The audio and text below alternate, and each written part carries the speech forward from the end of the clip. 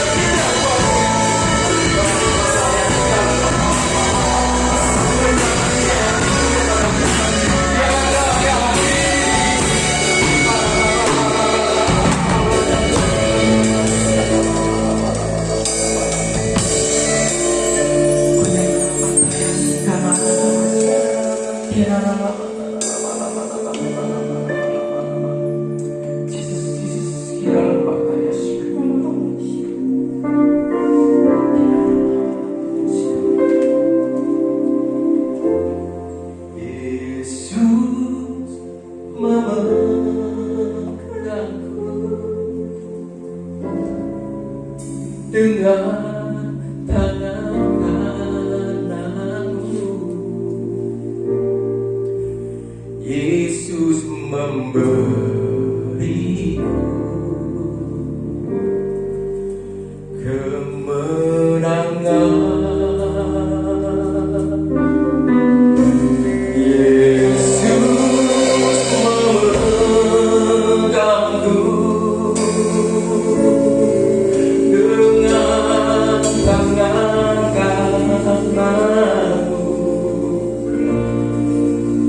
Yesus memberiku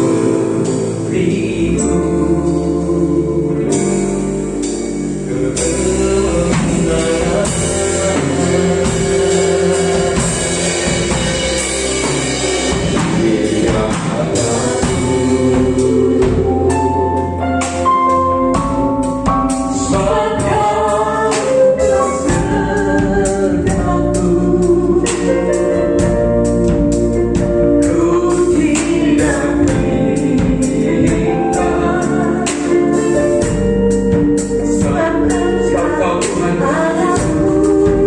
Dia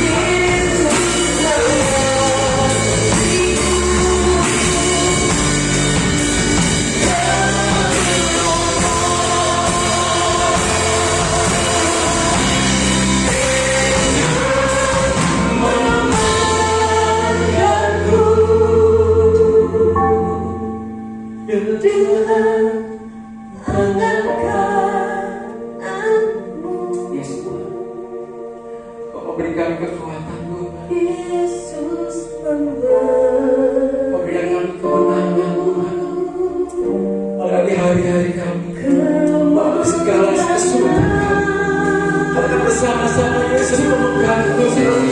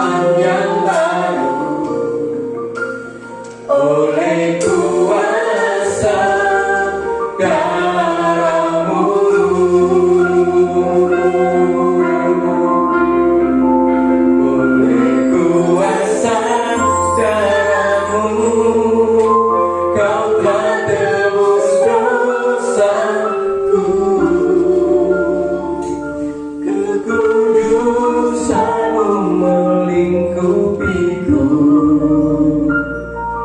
kasih-Mu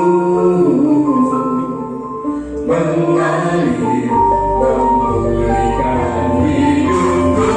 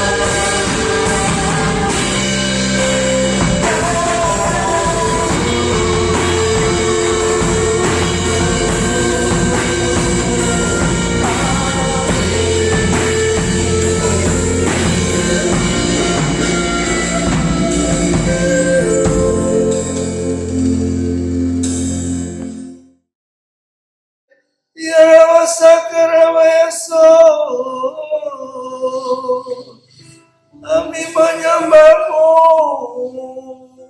kami menyembah-Mu,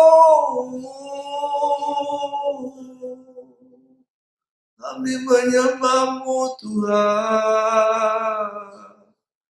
Ya Rama Sakarama ya Rama Se, ya Rama Yaso, ya Rama Sakarama Yaso, ya Rama Se, ya Rama Sakarama Yasikirama ya Rama Yaso.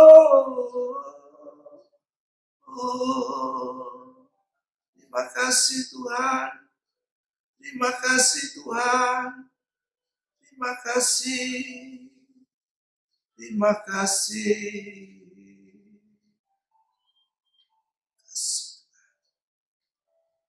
Mengikut Yesus keputusanku.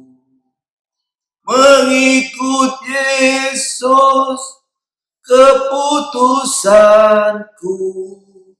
Mengikut Yesus keputusanku.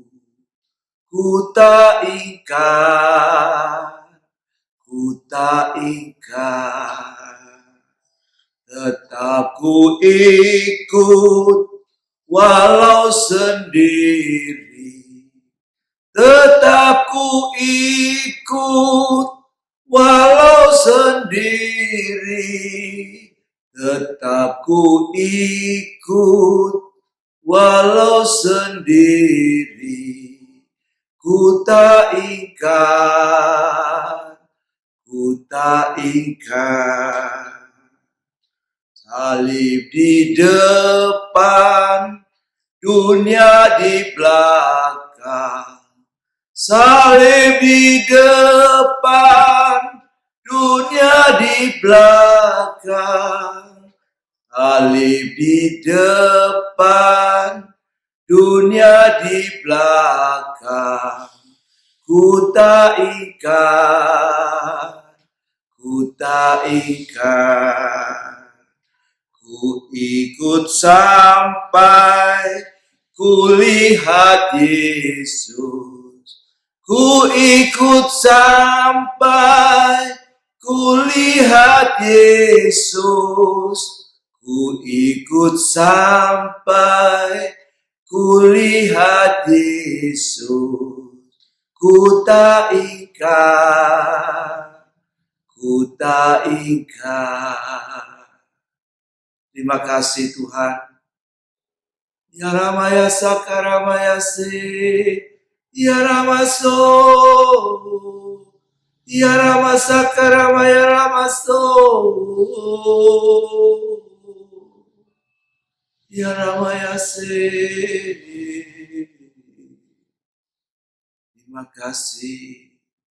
Terima kasih Tuhan buat kemurahan-Mu. Terima kasih buat kesempatan yang Tuhan sudah berikan kepada hamba-Mu untuk kami bisa menyampaikan firman-Mu yang agung, firman-Mu yang mulia, firman-Mu yang memberikan kami kehidupan.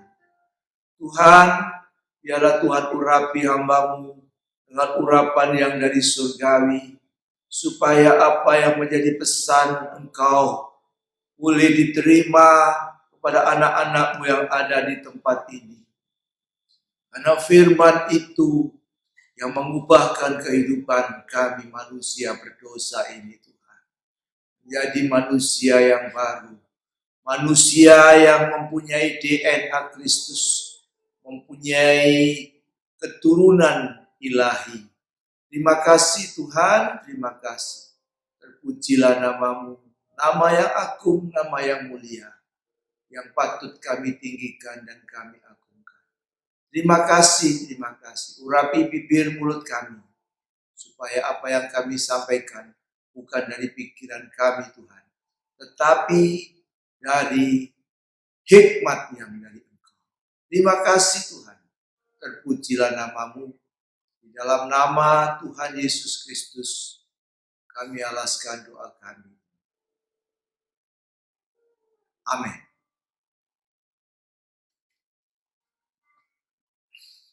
Sebelumnya, pada Bapak Ibu, Saudara yang terkasih di dalam Tuhan Yesus Kristus, kami ucapkan selamat Natal. Shalom.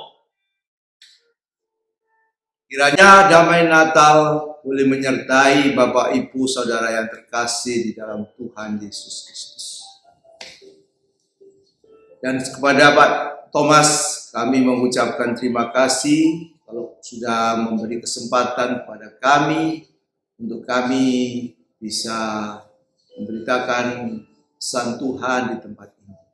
Sebenarnya waktunya menurut saya terlalu mendadak sekali. Karena hari Senin saya diberitahu oleh Pak Thomas dan saya diminta hari Rabu untuk bisa mengirimkan rekaman. Secara manusia saya berpikir saya tidak bisa melakukannya.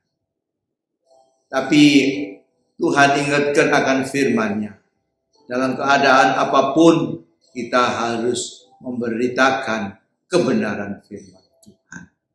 Sehingga tawaran dari Pak Thomas boleh kami terima. Meskipun dalam hati merasa berat. Tetapi malam-malam kami berdoa, kami tanya kepada Tuhan. Tuhan, apa yang mesti hendak Engkau sampaikan kepada anak-anak-Mu yang ada di Nongko Jajar ini? Tuhan ingatkan akan firman di dalam Lukas 9 mulai ayat 57 tentang bagaimana mengikut Kristus. Waktu itu saya mendapat hikmat itu, saya bilang pada istri, wah sudah Tuhan berikan akan firman-Nya. Besok pagi-pagi, hari Selasa pagi saya bangun tidur, tiba-tiba Tuhan ingatkan pada kami tentang peristiwa seorang pengikut Kristus yang mati dibunuh di India. Jadi saya mempunyai suatu pemikiran bahwa Tuhan sudah meneguhkan apa yang disampaikan semalam tentang firman-Nya, yaitu tentang siapa sebenarnya pengikut Kristus itu. Oleh karena itu, pada pagi hari ini kami mengucapkan syukur dan terima kasih kepada Tuhan karena Tuhan sudah memberikan firman-Nya untuk anak-anaknya yang ada di Nongko Jajar ini. Jadi bicara tentang pengikut Kristus yang pagi hari yang Tuhan ingatkan kepada saya. Peristiwa itu terjadi kurang lebih abad ke-18, abad ke-19. Ya, peristiwa itu terjadi di India. Ya, India Timur, ya, yang disebut dengan daerah Assam itu. Ya, di sana hidup suku yang namanya disebut suku Kora itu, ya. di mana mereka hidup sangat primitif sekali, ya, hidupnya dengan cara kanibal, ya, bisa memakan manusia sesamanya. Nah, pada saat itu abad ke-18-19 itu di Jerman sedang terjadi kegerakan daripada anak-anak Tuhan. Ya, di sana terjadi kegerakan sampai penginjil yang dari Jerman itu datang ke India dan sampai kepada daerah yang namanya India Timur yang namanya Assam. Di sana dia memberitakan kebenaran firman Tuhan di suku Gora itu.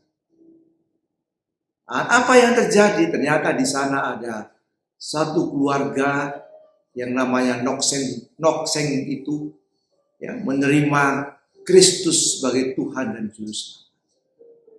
Bahkan bukan Nokseng sendiri, satu keluarga, ya, istri dan anak, dua anaknya menjadi pengikut Kristus. Juga mempengaruhi kepada saudara-saudaranya yang lain untuk supaya mereka bisa menjadi pengikut Kristus. Tetapi keadaan ini menjadikan yang namanya kepala suku di sana menjadi tidak senang kepada Nokseng ini. Khususnya di mana Nokseng itu menjadi pengikut Kristus. Bukan hanya kepala sukunya yang tidak bisa menerima Nokseng untuk pengikut Kristus, juga masyarakat di sana.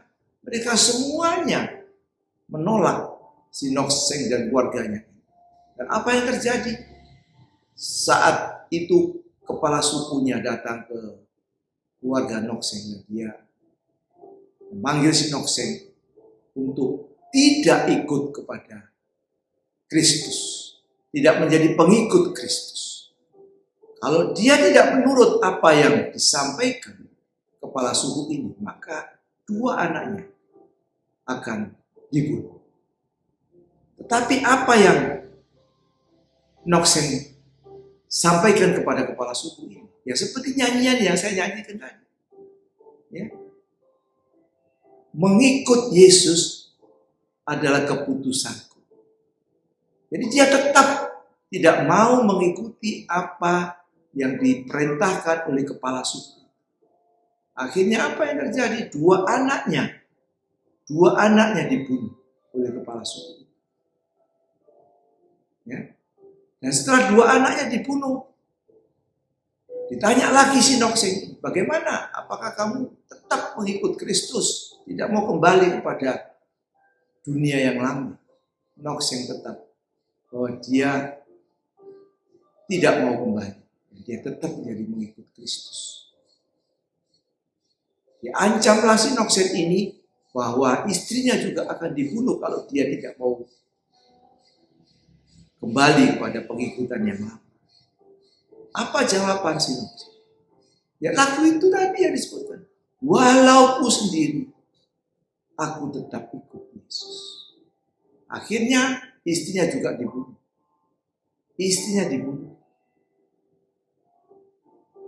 Setelah istrinya dibunuh, tetap ditekan si Nokseng ini untuk dia bisa keluar atau tidak menjadi pengikut Kristus. Tapi Nokseng tetap dengan imannya. Dan apa yang dia katakan di depan salib Kristus, di belakang dunia. Bagaimana dia bisa kembali kepada dunia? Dia tidak bisa kembali ke sana. Akhirnya dia tetap dengan imannya bahwa dia tetap menjadi pengikut Kristus. Dan apa yang terjadi? Si Nokseng pun dibunuh. Jadi itu yang menjadi inspirasi saya hari Selasa pagi setelah bangun itu. Yang meneguhkan bahwa memang Tuhan ingin supaya menyampaikan pesannya. Bagaimana menjadi pengikut Kristus. Bagaimana pengikut Kristus mempunyai tanda-tanda di dalam hidup masing-masing. Sehingga apa yang sudah menjadi inspirasi yang Tuhan berikan kepada saya pagi hari ini akan kita dengarkan firman Tuhan itu. Firman Tuhan yang kita ambil di dalam Lukas 9 pasal 9 di dalam ayat yang ke-57. Mari kita baca bersama-sama Lukas 9 ayat yang ke-57.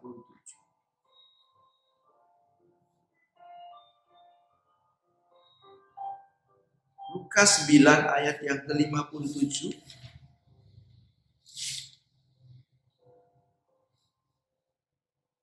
Yaitu tentang hal mengikut Yesus. Ayat yang ke-57. Ketika Yesus dan murid-muridnya melanjutkan perjalanan mereka, berkatalah seorang di tengah jalan kepada Yesus, "Aku akan mengikut engkau kemana saja engkau pergi." Yesus berkata kepadanya, "Serigala mempunyai liang dan burung mempunyai sarang, tetapi anak manusia tidak mempunyai tempat untuk meletakkan kepalanya." Lalu ia berkata kepada seorang lain, "Ikutlah aku." Tetapi orang itu berkata, "Izinkanlah aku pergi dahulu menguburkan Bapakku." Tetapi Yesus berkata kepadanya, "Biarlah orang mati menguburkan orang mati, tetapi engkau pergilah dan beritakanlah kerajaan Allah di mana-mana." Dan seorang lain lagi berkata, "Aku akan mengikut engkau, Tuhan, tetapi izinkanlah aku pamitan dahulu dengan keluargaku." Tetapi Yesus berkata, "Setiap orang yang siap untuk membaca, tetapi menoleh ke belakang, tidak layak untuk kerajaan Allah." Jadi dari ayat yang kita baca, ada beberapa hal yang perlu kita pelajari tentang siapakah pengikut Kristus dan tanda-tanda pengikut Kristus. Ya, jadi ada 3 hal yang nanti akan kita pelajari di dalam ayat yang kita baca itu. Tapi sebelumnya saya ingin bertanya kepada Bapak Ibu Saudara sekalian. Kalau saya bertanya kepada Bapak Ibu sekalian, apakah Bapak Ibu Saudara sekalian menjadi pengikut Kristus? Maka saya kira semua akan menjawab, "Saya pengikut Kristus." Kenapa? Karena pada semua ada di gereja. Ya, saya kira semua yang hadir di sini adalah pengikut Kristus. Tapi apakah memang demikian pengikut Kristus ini? Apakah hanya datang ke gereja sudah dianggap sebagai pengikut Kristus? Ya. Karena menjadi pengikut Kristus bukan hanya datang ke gereja, bukan hanya hari Minggu beribadah atau hari-hari lain, ya, atau mengaku bahwa Yesus sebagai Tuhan, bukan. Tapi ada tanda-tanda yang ada dalam pengikut Kristus yang kita baca di dalam, kita renungkan di dalam Lukas pasal yang ke-9 ini. Ya. Ada tanda-tandanya, 3 hal yang kita belajar dari Lukas 9 ini. Yang pertama adalah kita belajar tentang motivasi. Motivasi pengikutan kita kepada Kristus. Motivasi kita menjadi murid Kristus itu apa? Motivasi kita menjadi murid Yesus itu apa? Ini penting. Karena kalau motivasi kita sudah salah, maka selama perjalanan di bumi ini, kita juga akan menjadi salah sasaran. Kita tidak akan sampai kepada destiny, kita tidak akan sampai kepada tujuan, kita tidak akan sampai kepada rencana Tuhan yang sebenarnya. Ya, di sini disebutkan ayat yang ke-57. Berkatalah seorang di tengah jalan kepada Yesus, Aku akan mengikut engkau kemana saja engkau pergi. Jadi yang bicara, yang mau ikut ini adalah orang Farisi. Ya, orang Farisi. Kenapa dia ingin mengikut Yesus di sini? Ya, motivasinya apa? Ya, coba kita baca. Kok kita bisa tahu di dalam Matius pasal yang ke-9 ayat 23. Matius 9 ayat yang ke-23.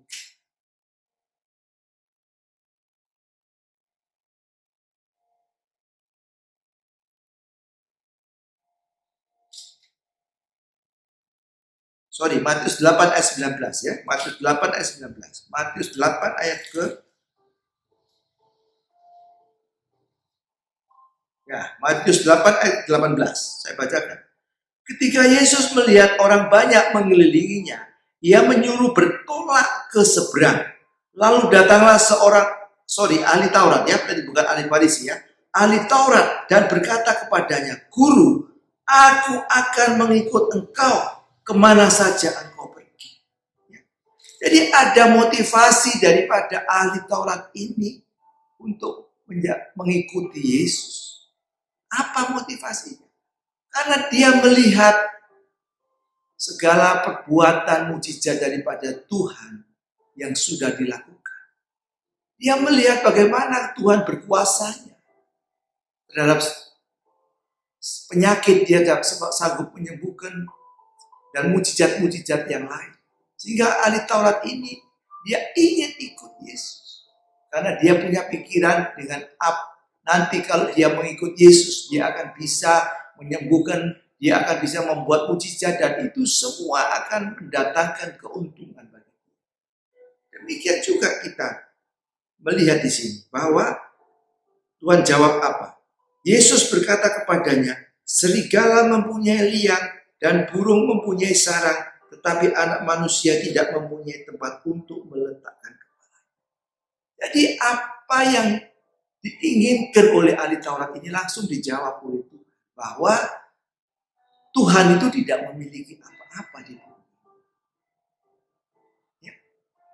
Di bumi dia tidak bisa menempatkan kepalanya untuk tidur. Dibandingkan dengan burung yang mempunyai sarang. Ya. Demikian juga dengan serigala. Orang ahli Taurat ini tidak mengerti bahwa menjadi pengikut Yesus itu tidak lebih daripada gurunya sendiri. Ya. Jadi apa yang dialami oleh Yesus juga akan dialami oleh muridnya. Ya, coba kita baca, ya. Kita baca di dalam Lukas 6 ayat yang ke-40. Lukas 6 ayat yang ke-40. Lukas 6 ayat yang ke-40 kita baca.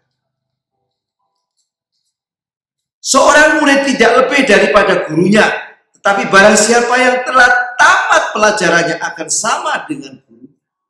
Jadi seorang murid tidak lebih dari guru. Jadi kalau gurunya mengalami penderitaan, muridnya juga akan menderita. Kalau gurunya dianiaya, muridnya juga dianiaya. Kalau gurunya ditolak, muridnya juga akan ditolak.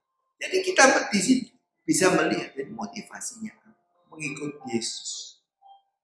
Orang ahli Taurat ini adalah untuk kesenangan daging, untuk menyenangkan daging. Jadi ikut Yesus bukan untuk suatu tujuan kepada kekekalan, tapi tujuannya hanya untuk menyenangkan dagingnya. Dagingnya yang disenangkan. Ini yang mesti kita harus belajar. Dan kita harus memeriksa diri kita sendiri. Apa motivasi pengikutan kita kepada Yesus? Ingin harta yang ada di dunia ini senang, dagingnya, dengan mengikut Yesus, itu pasti kita harus introspeksi diri. Ikut Yesus sebenarnya memang akan menjadi bahagia. Karena apa? Karena Tuhan sendiri menjanjikan di dalam firman-Nya bahwa Dia akan memberi hidup yang berkelimpahan. Tetapi itu adalah bukan yang utama. Yang utama adalah bahwa kita bisa masuk ke dalam rencana Allah dalam hidupnya. Seperti apa yang dikatakan Tuhan Yesus sendiri. Carilah dahulu kerajaan Allah. Carilah dahulu kerajaan Allah. Maka semuanya akan digenapkan. Semuanya akan mengikuti. Jadi yang pertama yang perlu kita harus tahu bagaimana motivasi kita untuk kita menjadi murid Yesus. Ya, bukan untuk menyenangkan daging kita, tapi untuk kita menuju kepada kekekalan bersama-sama dengan Dia. Ya, ini yang kita mesti tahu. Yang kedua, apa yang mesti kita belajar sebagai tanda bahwa kita adalah murid Yesus?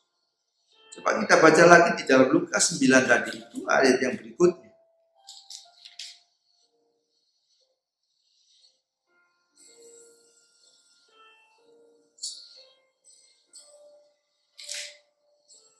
Ayat yang ke-59.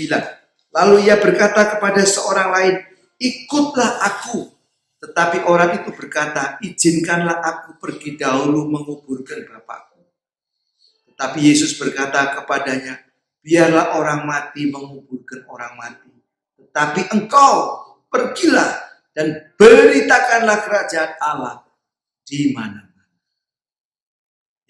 Jadi yang kedua ini adalah murid Tuhan Yesus. Dia mengatakan di sini, ya, izinkanlah aku pergi dahulu menguburkan bapakku. Jadi apa yang perlu kita belajar di dalam ayat ini? Bahwa pengikutan kita kepada Yesus, kita sebagai murid daripada Yesus, harus punya prioritas. Prioritas kita bukan hal-hal yang dunia. Prioritas kita adalah untuk memberitakan firman Allah. Seringkali di dalam kehidupan kita lebih mengutamakan yang dunia. Terus terang aja, kita tidak, bahkan saya sendiri juga seringkali, tapi kita belajar untuk lebih mengutamakan apa yang menjadi kehendak. Ya, jadi ada prioritas. Ya, di sini dikatakan prioritas apa? Prioritas yang utama. Ya, tetapi pergilah dan beritakanlah kerajaan Allah di mana.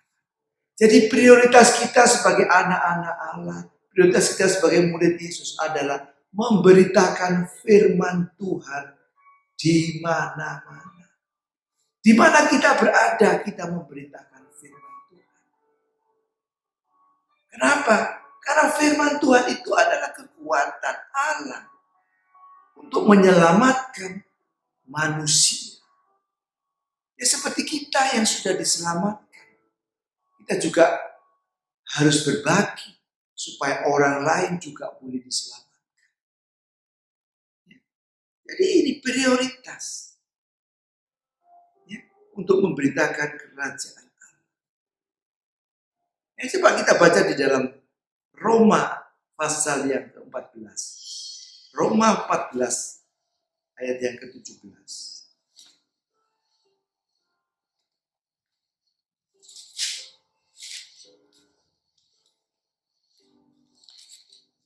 Roma yang pertama ayat yang ke-17 ya.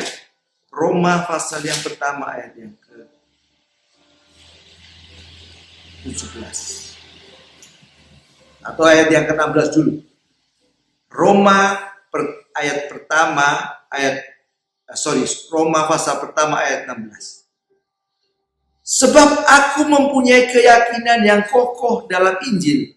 Karena Injil adalah kekuatan Allah yang menyelamatkan setiap orang yang percaya. Pertama-tama orang Yahudi, tapi juga orang Yunani. Sebab di dalamnya nyata kebenaran Allah yang bertolak dari iman dan memimpin kepada iman. Seperti ada tertulis, orang benar akan hidup oleh iman. Jadi seperti Rasul Paulus ini mengatakan bahwa Injil, firman Allah itu adalah kekuatan Allah untuk menyelamatkan manusia. Oleh karena itu kita harus memberitakan firman Allah di di mana-mana, di mana kita berada. Ya. Karena firman itu yang mengandung kekuatan. Bukan cuma kekuatan Allah untuk menyelamatkan manusia. Tetapi firman itu juga adalah kebenaran. Ya, firman itu juga adalah mengandung kebenaran. Ya, kalau kita baca dalam Roma 14. Roma 14 ayat yang ke-17. Sebab kerajaan Allah bukanlah soal makanan dan minuman, tetapi soal kebenaran. Jadi kalau kita memberitakan kerajaan Allah di mana-mana, memberitakan firman Tuhan, memberitakan kebenaran. Kebenaran itu yang kita beritakan, yang akan memberikan kebebasan untuk memerdekakan orang yang dibelenggu oleh karena dosa. Dosa itu yang membelenggu, yang perlu kebenaran firman Tuhan yang akan membebaskan mereka semua. Jadi ini yang mesti kita harus ketahui. Bahwa kita punya tugas, kita punya kewajiban untuk menceritakan firman Allah. Ya, dimanapun kita berada. Ya, bukan kita bercerita yang lain, bersaksi yang lain. Semuanya itu sia-sia. Tetapi kita memberitakan firman. Karena firman itu yang menyelamatkan. Karena Injil kerajaan Allah kebenaran itu yang menyelamatkan. Ini yang mesti kita mengerti. Jadi sudahkah kita sebagai murid Yesus ini, kita melakukan pekerjaan ini? Menceritakan kerajaan Allah. Menceritakan tentang kebenaran Allah. Menceritakan tentang Injil yang adalah kekuatan Allah untuk menyelamatkan manusia. Ini adalah menjadi kesaksian hidup kita. Jadi bukan sebagai murid Yesus hanya status karena kita sudah dibaptis, kita sudah ke gereja, ya. Setelah itu berhenti, bukan begitu. Tapi kita juga punya tugas. Kita menceritakan kerajaan Allah, kebenaran firman Allah. Ini yang utama. Ya, demikian juga hari ini. Ya, kalau saya bisa memberitakan, menceritakan tentang firman Tuhan, ini hanya karena kemurahan Tuhan.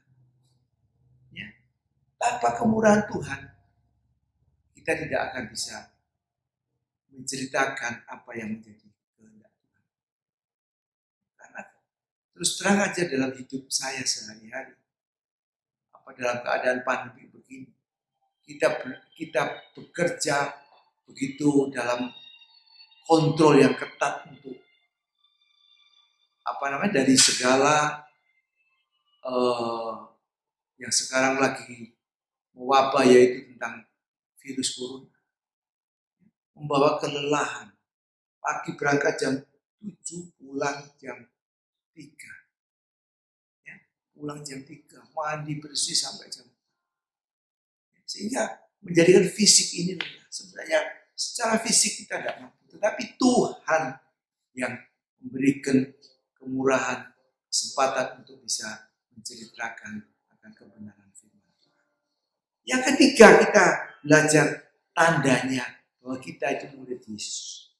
Kita baca kembali di dalam Lukas pasal yang ke-9. Tadi itu, Lukas 9 tadi itu, pasal yang berikutnya. Pasal yang berikutnya. Ayat yang ke-61. Dan seorang lain lagi berkata, aku akan mengikut engkau, Tuhan, tetapi izinkanlah aku pamitan dahulu dengan keluargaku. Tapi Yesus berkata, setiap orang yang siap untuk membaca, tetapi menoleh ke belakang, tidak layak untuk kerajaan. Jadi Yesus di sini tahu bahwa sebenarnya orang ini cuma di bibir saja. Ya. Hatinya sebenarnya tidak ingin untuk mengikut atau menjadi murid Yesus. Tapi Tuhan tahu. apa yang ada di dalam hatinya dia. Ya. Sehingga dia mengatakan bahwa setiap orang yang siap untuk membaca tetapi menoleh ke belakang tidak layak untuk kerajaan. Jadi di sini dibutuhkan suatu komitmen. Kalau kita sudah menjadi murid daripada Yesus, kita harus komit. Kita harus fokus. Kita tidak boleh mendua hati. Ya, mendua hati. Satu dunia ya, dan satu ya rohani ya. Tidak bisa. Kita betul-betul harus fokus. Ya, fokus kepada semua yang menjadi perintah Tuhan, yang menjadi kehendak Tuhan, yang menjadikan Tuhan itu menjadi disenangkan. Jadi ini komitmen terhadap apa yang menjadi firman Tuhan. Apa yang menjadi kehendak daripada firman Tuhan. Ya dan amin. Jangan ditawar-tawar lagi. Seringkali pikiran kita ini menawar, menimbang-nimbang. Ya, dengan pikiran kita. Karena apa? Karena memang daging ini selalu ingin hidup enak. Ya. Padahal mengikut Yesus itu tidak seperti yang menjadi gambaran atau pemikiran. Ya.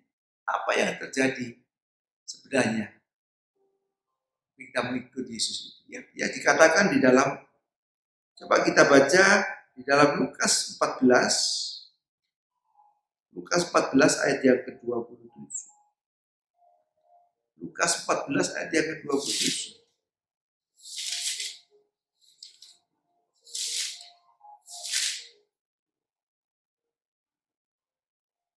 Ya, kita baca Lukas 14:27. Barang siapa tidak memikul salibnya dan mengikut aku, ia, atau kita mulai 26-nya dulu ya, mulai 26-nya. Jikalau seorang datang kepadaku dan ia tidak membenci bapak ibunya, istrinya, anak-anaknya, saudaranya, laki-laki atau perempuan, bahkan nyawanya sendiri, ia tidak dapat menjadi murid. Coba kita renungkan. Ya.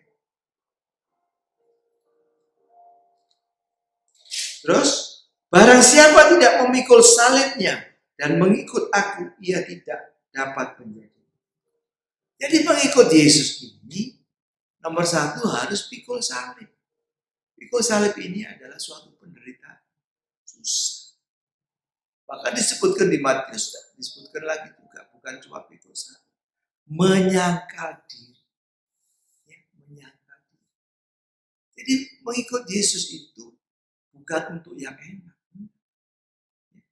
Tapi mengikut Yesus itu adalah berkomitmen bersama dengan Dia. Apa yang menjadi kehendaknya adalah kehendak kita. Apa yang menjadi kerinduan Tuhan juga menjadi kerinduan kita. Jadi kita tidak bisa dengan mau-mau kita sendiri. Kita mesti belajar untuk mendengar suara Tuhan. Bagaimana kita bisa mengerti kehendak Tuhan? Tidak ada lain yang baca firman Tuhan. Apa yang menjadi kehendak Tuhan? Kita berkomitmen. Apa yang menjadi keinginan Tuhan? Kita juga punya keinginan seperti Tuhan itu. Itu komitmen. Dan fokus bukan kepada yang lain.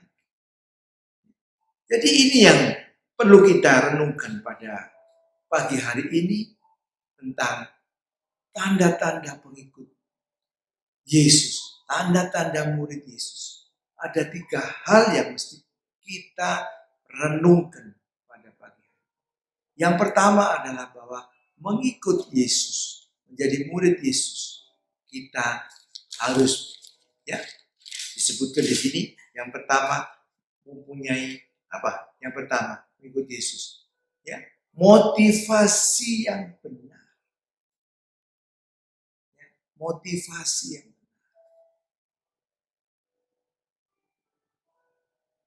Yang kedua, kita belajar Bahwa sebagai murid Yesus kita punya suatu pekerjaan. Jadi prioritas.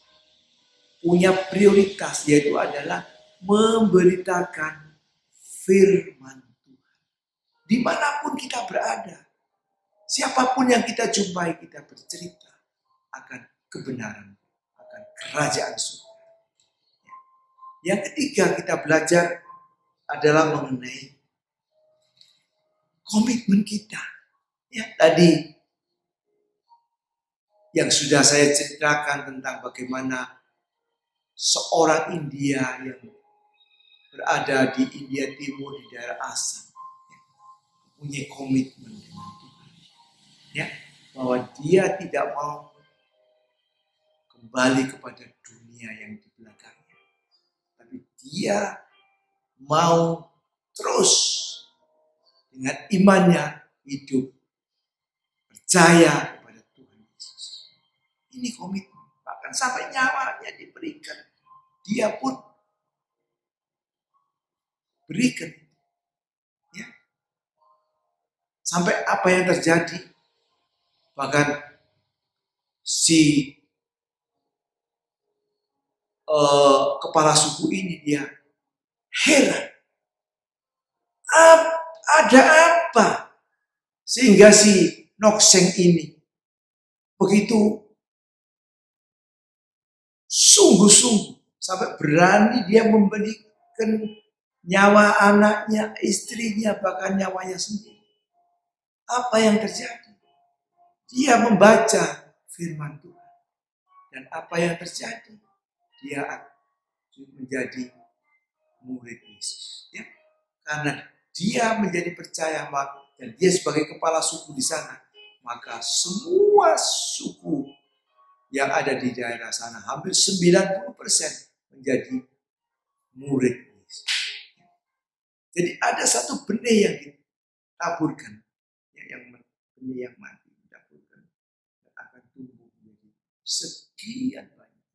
90% hampir populasi di sana mereka menjadi percaya. Demikian juga kita.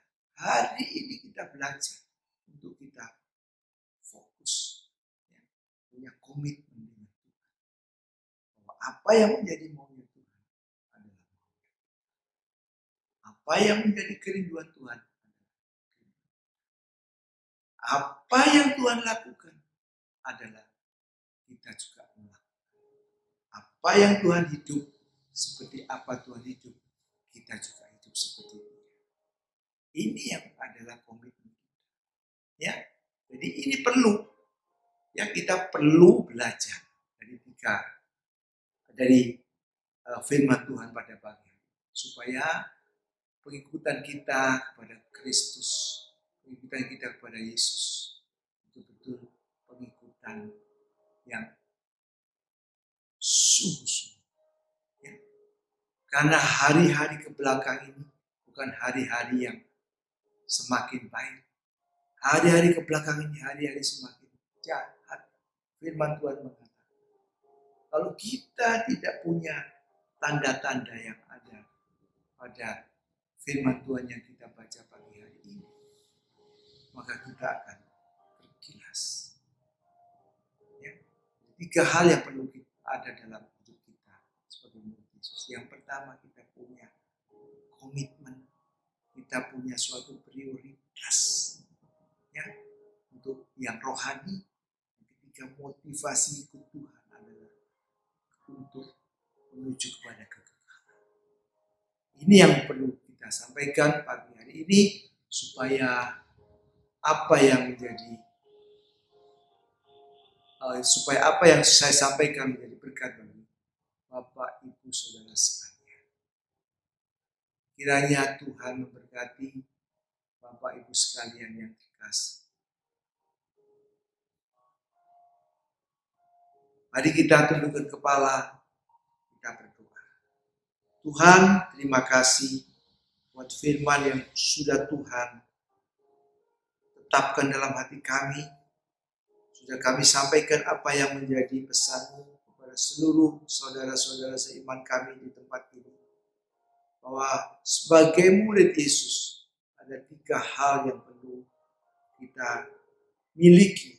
Yaitu yang pertama, kita mempunyai suatu motivasi yang jelas. Yang kedua, kita mempunyai suatu prioritas, yaitu kerajaan Allah.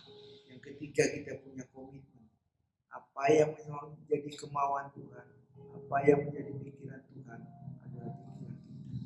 Tuhan sudah tetapkan dan kami sudah sampaikan. Saatnya Roh Kudus Engkau bekerja pada setiap anak-anakmu yang ada di tempat ini. Supaya apa yang sudah disampaikan Engkau bekerja.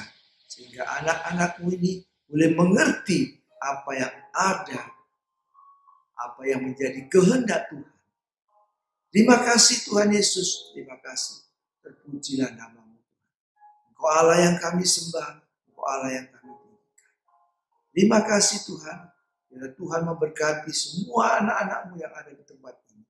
Dengan berkat-berkat yang jasmani maupun berkat yang rohani. Supaya mereka juga boleh menjadi berkat bagi lingkungan di tempat ini.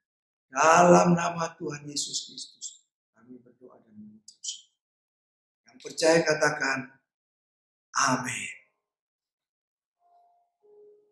Tuhan Yesus memberkati kita semua. Selamat siang. Anda telah mengikuti ibadah raya online GBT Shalom Nongko Jajar Pasuruan.